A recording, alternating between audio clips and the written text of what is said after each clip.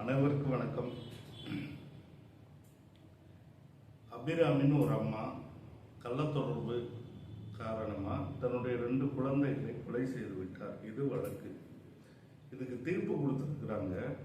ஆயுள் முழுக்க சாகும் வரை சிறையில் இருக்கணும் அப்படின்னு சொல்லி. இப்போ கேள்வி என்ன அப்படின்னா, தண்டனையினுடைய நோக்கம் என்ன? நீங்கள் ஆயுள் வரைக்கும் சிறை, இறக்கும் வரை சிறைன்ற மாதிரி கொடுத்துட்டீங்கன்னா அது மரணம் தானே. ஒரு மரணத்திற்கு இன்னொரு மரணம். ஒருத்தர் காயப்படுத்தினார்னா இன்னொருத்தரை காயப்படுத்தலாம். பல்லுக்கு பல், கண்ணுக்கு கண். இது ஒரு அரபு நாடுகளில் உள்ள பார்பரிக்குன்னு சொல்லக்கூடிய காட்டு மிராண்டித்தனமான தண்டனை முறை. அதோடு இதை ஒப்பிட்டு பார்க்குற அளவுக்கு தான் இருக்கு. அப்போ சாகும் வரை நீங்கள் ஒவ்வொரு கொலைக்கும் அதாவது இது கொடிய குற்றம் தான். ஆனால் இதில் உளவியல் பிரச்சனை இருக்குது, சமூக பிரச்சனை இருக்குது, பல்வேறு பிரச்சனை இருக்குது என்பதை தான் பார்க்க மறுக்கிறோம்.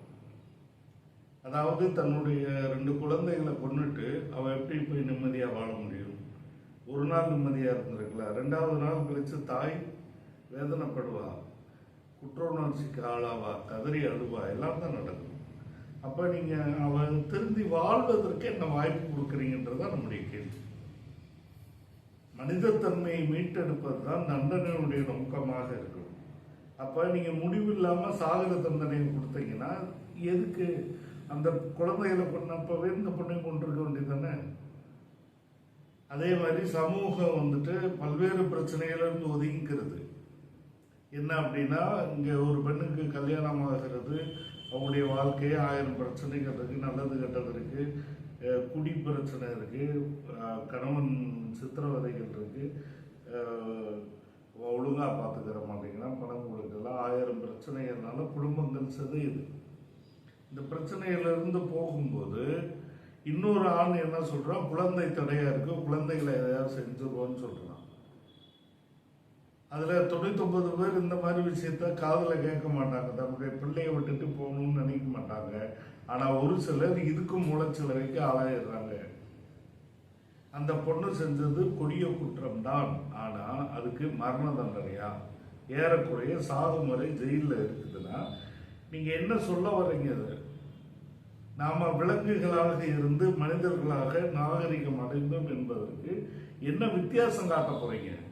சிறை என்பது புதிய மனிதனை படைக்கிறதுக்கு தான், அவனை திருத்தி அனுப்புறதுக்கு தான். அந்த சமூகத்தில் அவன் மேம்பட்ட மனிதனாக திரும்பி வந்து ஒரு உதாரணமாக படிப்பினையாக இருப்பதற்கு தான். வெளியே நான் செஞ்ச தவறை யாரும் செய்யாதீங்கன்னு அந்த பிள்ளை சொன்னா அதுதான் படிப்பு. அப்படிங்க அதை விட்டுவிட்டு இப்படி நீயும் போய் சாகு அப்படின்னா இப்பவே சுட்டு கொண்டுடலாமே. எதுக்கு பஞ்சு முட்டையை பருத்தி அந்த குடவுல போடணும்னு சொல்லுவாங்கல்ல, அந்த மாதிரி எதுக்கு இந்த வேலை? அப்போ இந்த தண்டனை முறைகள்லாம் நான் இன்னொன்று கேட்குறேன். இந்த தண்டனை முறைகள்லாம் இந்த பொண்ணுக்கு பணம் இருந்தால் தப்பிச்சுட்டு போயிருக்கோம். இது ஒரு பெரிய கோடீஸ்வரியா இருக்குன்னு வச்சுக்கோங்களேன். அந்த குழந்தைகள் இறந்தது விபத்தா மாறி நடக்குதா இல்லையா நாட்டில்? இந்த தர்மசாலாவில் போய் இன்னும் வழக்கே போட முடியல. அந்த சாட்சிகளை சொன்னவர் இன்னும் எஃப்ஐஆரே போடல. அந்த எஃப்ஐஆர் போட்டு இப்போ விசாரணை குழு போட்ட பிறகு அந்த சாட்சிக்கு உயிருக்கு பாதுகாப்பு இல்லை. இது ஒரு பக்கம் நிலவரம் நாட்டில். ஜக்கி வாஸ்தவ மேலே எத்தனை வழக்கு? ஒரு பொண்ணு ரோட்டில் ஓடிச்சா இல்லையா? ரொம்ப தெளிவான வழக்கு. அந்த வழக்கில் என்ன தண்டிச்சிட்டாங்க? அந்த வழக்கு என்ன விசாரணை பண்ணியிருக்காங்க? அப்போ நீங்கள் கோடிகள் வச்சிருந்தீங்கன்னா இந்த வழக்குல இருந்து தப்பிச்சிடலாம். இன்னைக்கு எத்தனை கிரிமினல்ஸ் பார்க்குறோம், நகைகளை போட்டுக்கிட்டு தெரியுறான், பூரா மாண்டு கூலி கொலைகள் பண்ணவன், நகையை போட்டுக்கிட்டு டைட்டில் வச்சுக்கிட்டு தெரியுறான் நிறைய பேர். இவன்லாம் நீங்கள் இப்படிப்பட்ட ஆட்கள்லாம் பணம் இருக்கு தப்பிச்சுக்கிறான். வழக்குகள்ல இருந்து எப்படி தப்பிக்கிறான்? பணம் இருக்கு தப்பிச்சுக்கிறான். முதலாளிகள் தப்பிச்சுக்கிறான். மாட்டிக்கிறது யாரு? பணம் செலவழிக்க முடியாத அப்பாவிகளும் ஏழைகளும் ஒடுக்கப்பட்ட மக்களும் தலித்துகளும் எம்பிசியும் பிசியும். எம்பிசி எஸ்சி எஸ்டி இவங்க தான் இன்னைக்கு ஜெயில நிரப்புறாங்க. அதை பார்த்துக்கணும். யாரெல்லாம் இன்னைக்கு சிறையில் அதிகமாக கிடக்கிறாங்கன்னு பார்த்தா தாழ்த்தப்பட்டவர்கள், மிகவும் பிற்படுத்தப்பட்டவர்கள், பழங்குடிகள், முஸ்லிம்கள். யாரெல்லாம் இவங்கள் தான் இன்னைக்கு சிறையை நிரப்புறவங்களா இருக்கிறாங்க. அப்ப நம்ம என்ன சொல்றோம்னா, நீதிமன்றங்கள் வர வர இப்ப என்ன பண்றாங்க, ஒரு அரசியல் தண்டனை மாதிரி ஆகுது. சென்னை அண்ணா பல்கலைக்கழகத்துல ஒரு காவலர் அவன் ரேப் பண்ணான்னு சொல்லி அவன் மேல குற்றச்சாட்டு, மிரட்டி பலாத்காரம் பண்ணான்றது குற்றச்சாட்டு. அந்த வழக்குக்கு வழக்கமாக 7 to 10 ஆண்டு தண்டனை தான். அவனுக்கு தூக்கி 30 ஆண்டு தண்டனை கொடுக்குறீங்க. எதுக்கு? அரசியல் பிரஷரை சமன்படுத்துறதுக்கு. முறையா சட்டத்தில் இருக்கிற தண்டனை கொடுங்க. ஒரு ரேப்க்கு ஒரு வன்புணர்ச்சி வழக்குனா அதுல 7 to 10 ஆண்டு காலம் தண்டனை. 30 ஆண்டு கொடுத்தீங்கன்னா அரசியல் தண்டனை. இதுக்கு பேர் பொலிட்டிக்கல் பிரஷருக்கு தீர்ப்பு கொடுக்கிறது, திருப்திப்படுத்துறதுக்கு. அவன் வாய ஆஃப் பண்றதுக்கு ஒரு தீர்ப்பு கொடுக்கிறது. அப்ப இது தீர்ப்பே அரசியலாக, நீதியே அரசியலாக மாறி போயிடும். இதான் நடக்குது. அப்ப நான் மாண்புமிகு நீதித்துறைக்கும் நீதிபதிகளுக்கும் சட்ட வல்லுநர்களுக்கும் அறிஞர்களுக்கும் கேட்டுக்கிற விஷயங்கள் என்னன்னா, தயவு செஞ்சு ஒரு வழக்கு வந்தது அப்படின்னா நீங்க சட்டத்தில் என்ன தண்டனை அளவு கொடுக்கப்பட்டிருக்கிறதோ அதை கடைபிடிங்க.